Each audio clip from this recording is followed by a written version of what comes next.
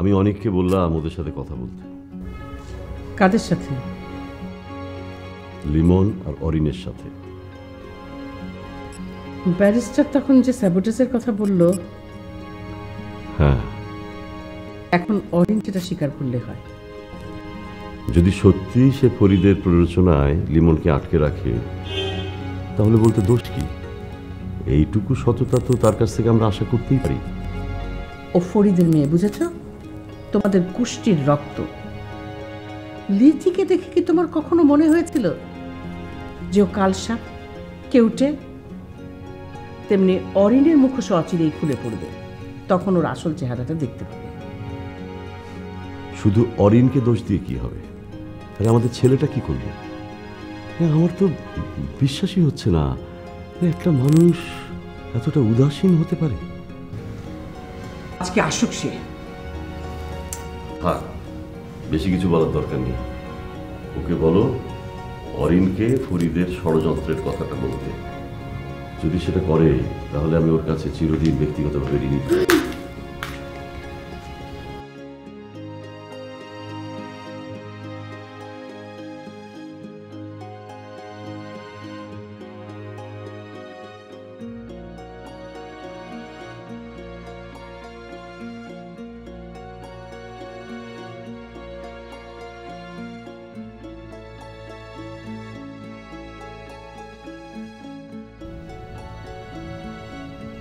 তোমার কি হলো? কিছু। ওটা খোলার মানে কি?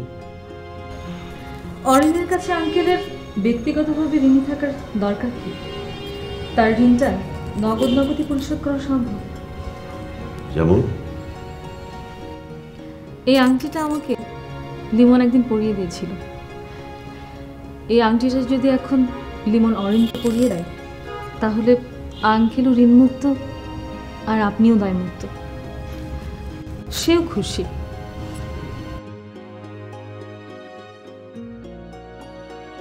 আপনারা যা চাইছেন সেটা পাওয়ার এর চেয়ে ভালো কথা হয় না। ও তো আর গাধা না যে নাকের সামনে মূল্য ঝুলিয়ে রাখবে। শোনো, আমি তোমাকে ওটা পরিয়ে দিইনি যে আমাকে ওটা ফেরত নিতে হবে। যে ওটা তোমাকে পরিয়েছে তাকেই তুমি ফেরত দিও।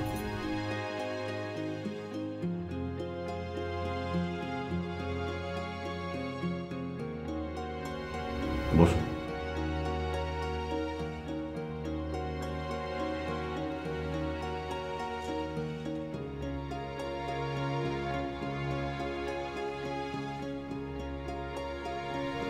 এটা এটা ওকে ফেরত দিতে হবে না। এটা তোমার আঙুলেই থাকবে। মা, এটা যদি সত্যি লিমন তোমাকে পরিয়ে দিয়ে থাকে, তাহলে এটা ঠুনকো না। এটার সম্মান ধরে রাখার দায়িত্ব তোমার। তুমি এত বড় জিনিসটার অমর্যাদা করো না। হীরা চিরদিনের কিনা আমি জানি না। লোকে বলে ডায়মন্ড ইজ ফর এভার, কিন্তু আমার মনে হয় সেটা ডায়মন্ড না, এটা an engagement ring is forever.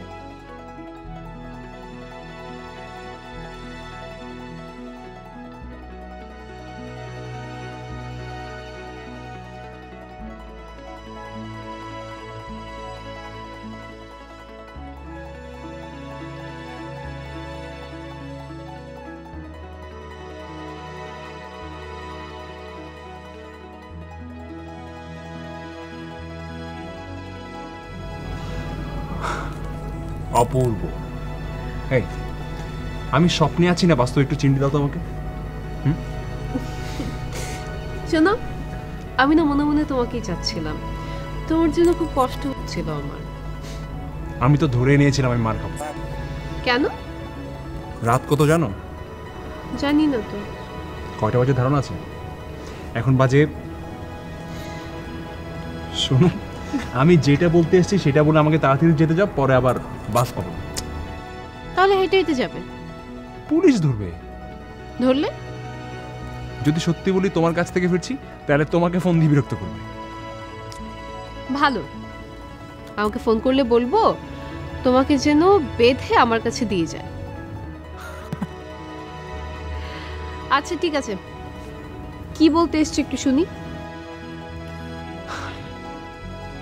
Sir আমার ম্যাচে গিয়েছিলেন, মানে তিনি কতটা উদ্ভ্রান্ত আমাকে না জানিয়ে সরাসরি চলে গিয়েছিলেন। হ্যাঁ সত্যি, ভদ্রলোক মহা বিপদে। তাও বিপদটা তার মেয়ের কাছ থেকে, তার আপন ভাইয়ের তরফ থেকে। আমি তো তাকে একটা বুদ্ধি দিয়েছি। যদি তিনি প্রমাণ করতে পারেন ফাইলটা যদি বোর্ড মিটিংয়ে না পৌঁছায়, সেজন্য তার ছেলেকে বিভ্রান্ত করা হয়েছিল। হ্যাঁ, ভিকারাস লাইবিলিটি। সেটা তারা করেছে অরিনকে দিয়ে, মানে ফরিদ চৌধুরী তার নিজের মেয়েকে লেলিয়ে দিয়ে। হ্যাঁ, লিমন চৌধুরীকে কোর্টের সামনে তাই বলতে হবে। কোর্ট অরিনের বক্তব্য শুনবে, আর আমি কাঠগোড়ায় গিয়ে মেয়ের বাবাকে ক্রস করব। দেখো, সবকিছুর মূলে কিন্তু লিথি চৌধুরী, তাকে ঘায়াল করার বুদ্ধি কি? ক্রস করার সময় অরিন বা তার বাবা যদি কোনোভাবে লিথি চৌধুরীর নাম বলে, তাহলে তাকেও কাঠগড়ায় এনে দাঁড় করানো সম্ভব। সে তো আবার তার স্বামীর হত্যাকাণ্ডের মামলায় প্রধান সাক্ষী। তাকে এই মামলার কাঠগড়ায় তুলে সেই মামলার ক্ষতি হবে না। যদি এই মামলায় সে দোষী প্রমাণিত হয়, তাহলে তো প্রমাণ হয়ে গেল সে হ্যাবিচুয়াল অফেন্ডার। সঠিক। তুমি হাসছো কেন? আমার ভুল হচ্ছে? না না, এই সূক্ষ্ম ব্যাপারটা তোমার মাথায় কিভাবে এলো তাই হাসছি। আর কি, তোমার সঙ্গদোষ? তাহলেই তো ল মানে nothing but a strong common sense. তার মানে আমি ননসেন্স না? না। আচ্ছা দেখো না, বিকল্প কি বুদ্ধি বের করা যায়, মানে লিথি চৌধুরীকে কাঠগড়ায় না দাঁড় করিয়ে মানে কিভাবে তার সাহায্য করা যায়? ঠিক আছে, তুমি আমাকে চিন্তা ভাবনা করার একটু সময় দাও, কিন্তু আইনগতভাবে তাকে শায়েস্ত করার মনে হয় আর কোনো ওয়ে নেই। আছে। কি বুদ্ধি? লিথি চৌধুরী অরিনকে দিয়ে কেন লিমনকে ফাঁদে ফেলেছে? সিম্পল, যেন বোর্ড মিটিংয়ে লিমন চৌধুরী কাগজপত্র হাজির করতে ব্যর্থ হয়। ব্যর্থ হলে ব্যাংক অ্যাকশনে যাবে। অ্যাকশনে গেলে হাইয়েস্ট বিডার মানে লিথি চৌধুরী। অনি লিথি চৌধুরী নিলামের সর্বোচ্চ দর হেঁকে মালিক হয়ে যাবে। ও, কিন্তু আমি এটা হতে দেব না। তাহলে তুমি কি করবে? তুমিও কি নিলামে অংশগ্রহণ করবে? না। তাহলে যারা যারা নিলামে দরপত্র কিনেছে তাদের সবাইকে নিলামে অংশগ্রহণ করা থেকে আমি বিরত রাখবো। কিভাবে? কাউকে বোঝাবো মেশিনপত্র নষ্ট হয়ে গেছে, কাউকে দেখাবো শ্রমিক ইউনিয়নের দৌরাত্ম্য, আর কাউকে দেখাবো লায়াবিলিটির কথা। কিন্তু এগুলো তো অন্যায়। কিসের অন্যায় শারমিন? এটাই নাই, মানে হাসান চৌধুরীর সহায় সম্পত্তি বাঁচানোর কৌশল, বা তাকে যাতে মাথায় হাত দিয়ে পথে বসতে না হয় সেই ব্যবস্থা করছি। না না অনেক, তুমি এগুলোর ভেতর যেও না। তার মানে কি? ও, তার মানে তুমি যা বললে তাই করবে? হ্যাঁ করব, এবং এই জন্যই করব যাতে লিথি চৌধুরী ওই নিলামে সিঙ্গেল পার্টিসিপেন্ট হওয়ার কারণে পুরো নিলামটি যাতে বাতিল হয়ে যায়। নিলাম আবার রিশিডিউল হবে? সেটা যাতে না হয় তখন তুমি রিড করবে, যেন হাসান চৌধুরীর কাছে সেটা হস্তান্তর করা হয়। এবং সেটা করা হয় চক্রবৃদ্ধির সুদ মাফ করে ব্যাংকের মূলধন ফিরিয়ে দেওয়ার শর্তে। হ্যাঁ, তা করা যায় যদি ব্যাংক অ্যাকশন নিতে ব্যর্থ হয় তাহলে। তবে তুমি যদি 2 নাম্বারই করে তাই করো, আমি কিন্তু তোমাকে কোনো সাহায্য করব না। শোনো, কাটা দিয়েই কাটা তুলতে হয়। অনেক, তুমি এখন যাও। আমি স্যারকে কিছুতেই পথে বসতে দিতে পারবো না শারমিন। Good night.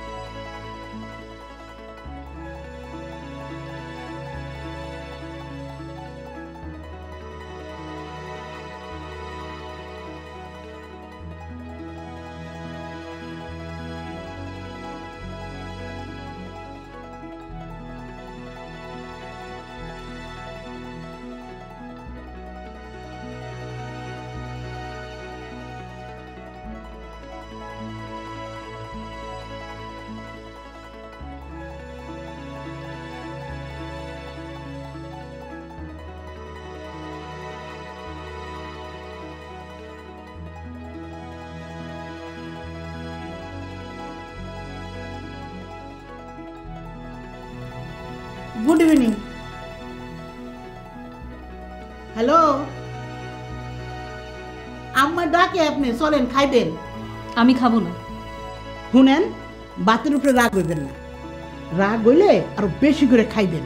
ওই যে লিমন ভাইয়া, হ্যাঁ রাগ হইলে 4 প্লেট ভাত খায়, আপনি 5 প্লেট ভাত খাবেন। শোনো, একটা খুন করলে যে শাস্তি, 2টা খুন করলেও তাই। মানে? আমি একজনকে খুন করিনি, হ্যাঁ করছেন। আর একজনকে করবো। কারে? তোমাকে। আল্লাহ, খাইছে আমারে। আম্মা, আম্মা, ও আম্মা।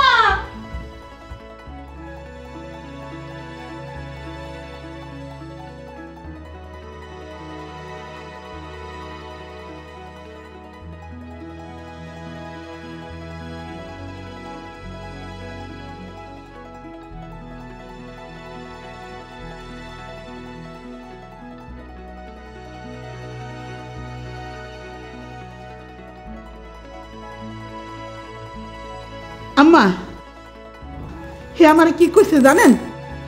কইছে একটা খুন করলো যেই শাস্তি, 2টা খুন করলো সেই শাস্তি। আমি কইলাম এরপর কারে খুন করবে? এ বলে আমারে খুন করবো। আম্মা,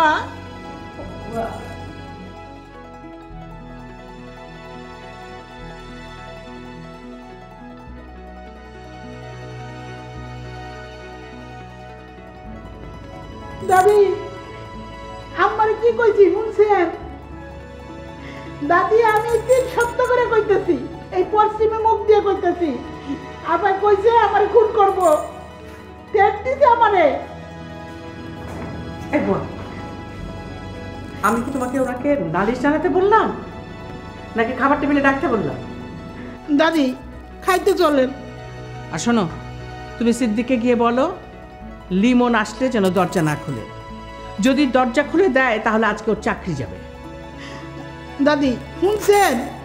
যাও, তুমি গিয়ে বলো। না করলে কি আমারও চাকরি যাইব? হ্যাঁ, যাবে। আমি কি দোষ করলাম?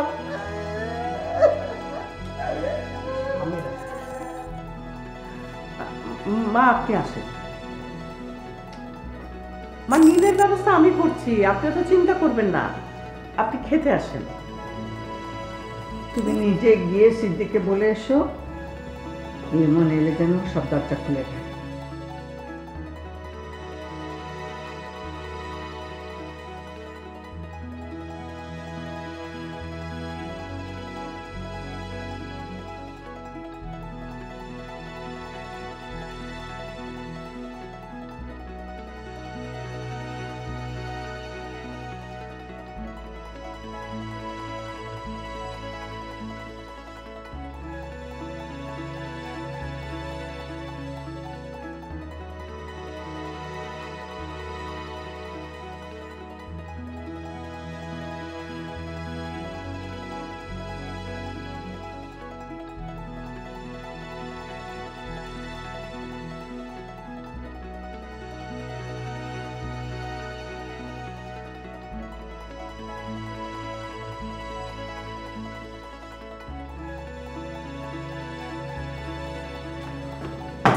আমার চাবি। সব কটা তালা লাগিয়েছ? না মা, একটা। কেন একটা কেন? যাও সবগুলো তালা লাগিয়ে দাও। যাও। উল্টা ঘুর, সোজা যাও। হ্যাঁ, তার হাঁটু বুদ্ধি। যাও, দূর হও চোখে।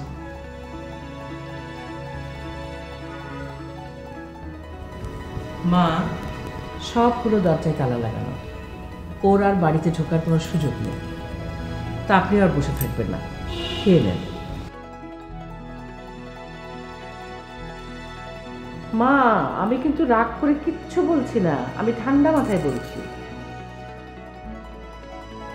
নীল বিগড়ে গেলে কি অবস্থা হবে একবার ভেবে দেখেছো? তুমি আর লিমন তো সেই পথে হাঁটছো। কি আর হবে? লিথের জেল হবে, ফাঁসি হবে, এই তো। বৌমা, তুমি মা হয়ে কথা বলছো? হ্যাঁ মা। বৌমা, মা, আমি আমার ছেলে মেয়েদের জন্য পথে বসতে পারবো না। কেউ অন্যায় করলে শাস্তি তাকে পেতেই হবে। এসব কি বলছো? তোর মাথা ঠিক আছে তো? হ্যাঁ মা, আমার মাথা ঠিক আছে। মানুষই তো ভুল করে, ফেরেশতা তো না যে কোনো ত্রুটি বিচ্যুতি হবে না। দাঁড়া, আন্টির হুকুম। মা। আন্টি কি? চলে। গলা দিয়ে খাওয়া আমারও নামবে না। তুমি কি জানো, তুমি কবি কালিদাসের বাবা আর আমি কবি কালিদাসের মা। মিতা, কি? আমার এই বিষয়টা জানতে হবে। কি? এটা কি সে ইচ্ছে করে ঘটিয়েছে না খামখেয়াল? তাহলে অরিনের কাছে যাও।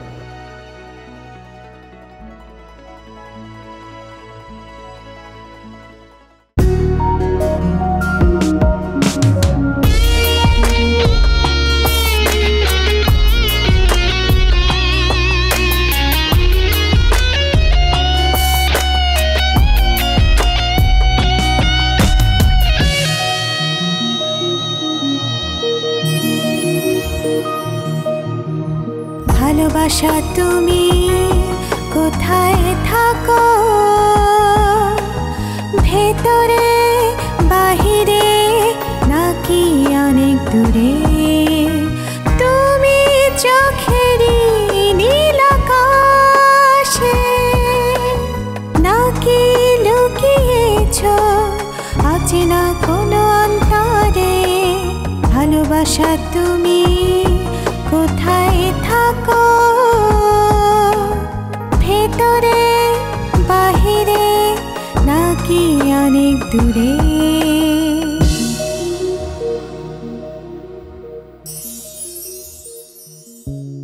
খুঁজি স্বপ্ন ছোঁয়া মনে, ইচ্ছে রঙে উদাসী বিকেলে,